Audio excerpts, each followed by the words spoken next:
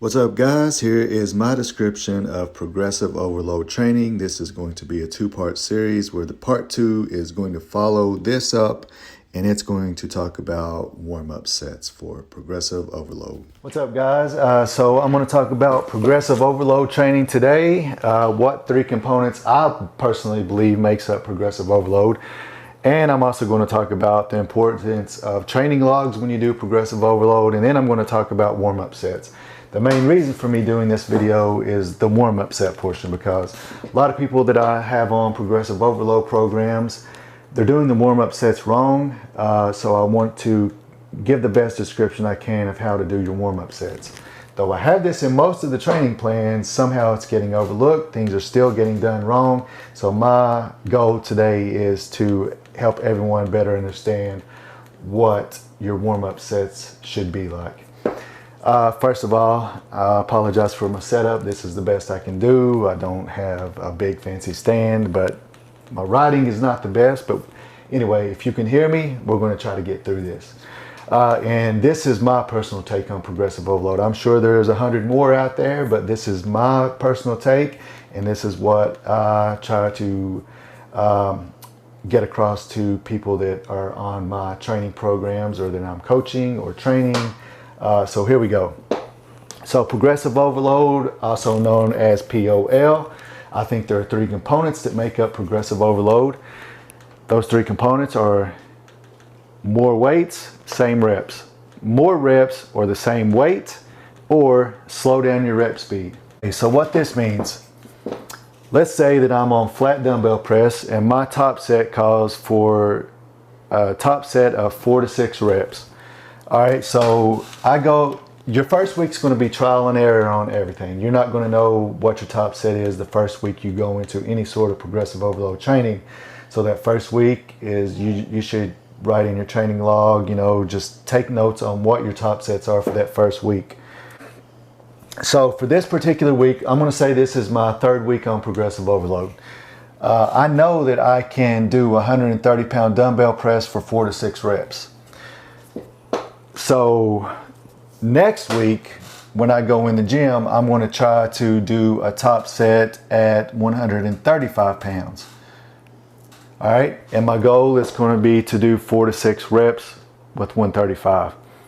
So here I go. I'm in the gym. I'm attempting this 135 flat dumbbell press for 4 to 6 reps. All right. Note, this is more than last week. Last week was 130. This week is 135. So this is me attempting to do some type of progressive overload training. I'm up 5 pounds from last week.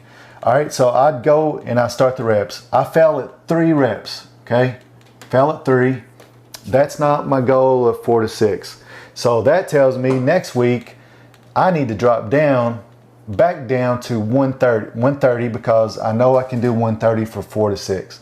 So what I'm going to do is I'm dropping back down to 130 this week, and I'm going to try to push these 4 to 6 reps up to 8 to 10 reps. So when I know that I can do 130 times 8, I should be able to do 135 for 4. It's not always going to happen that way. 9 out of 10 times it will or it should. Okay, so now we're going to back up a little bit, and let's say that I can't do 130 for 8. I'm failing at 6. So that lets me know I might as well not even try 135 again because I'm not going to get it. So next up, my next thing to do is slow down these rep speeds of the 130.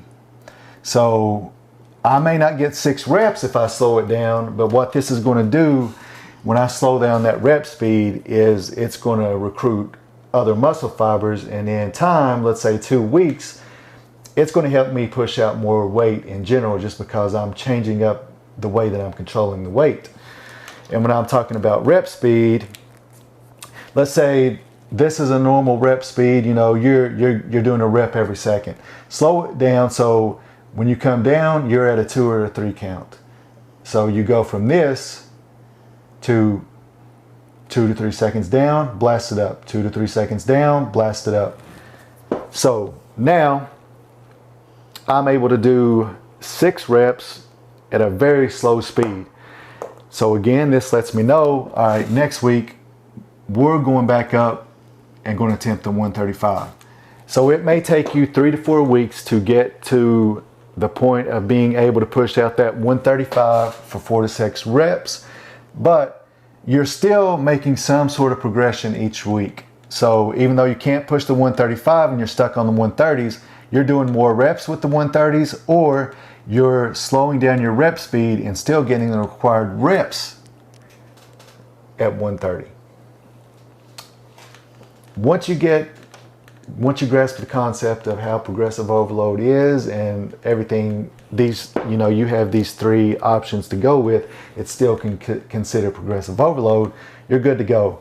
Now, you're going to have times when you can't do any of this. You're just going to be stuck at the same weight. It's going to happen. You can't expect to every single week to go up in weight. If you could, this 130 pound dumbbell press that I have now for 4 to 6, if I was able to do one of these 3 things each week, within 2 months, I'd probably be pressing 150, 160, 170 pound dumbbells, and that's not going to happen. That you're not always going to be able to progress in every way possible, because we all have that point to where it's just impossible to do.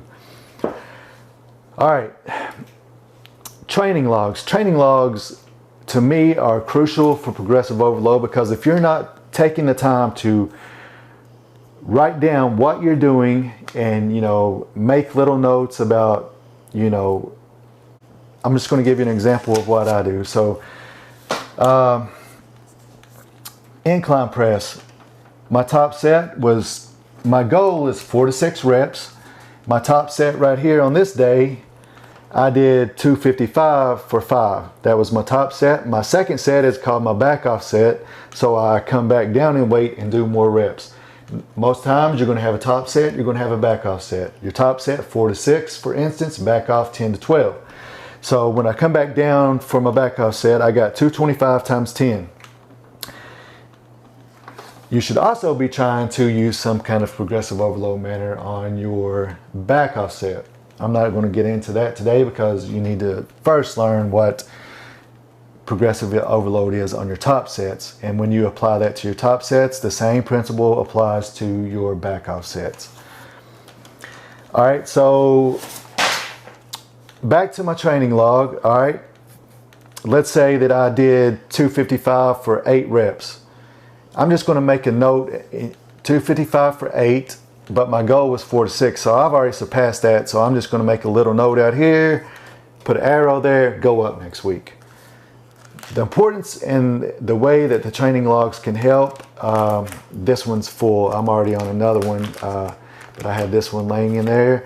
I suggested you can just use a regular notebook. This was like $10 on Amazon. Definite must-haves if you're doing progressive overload training.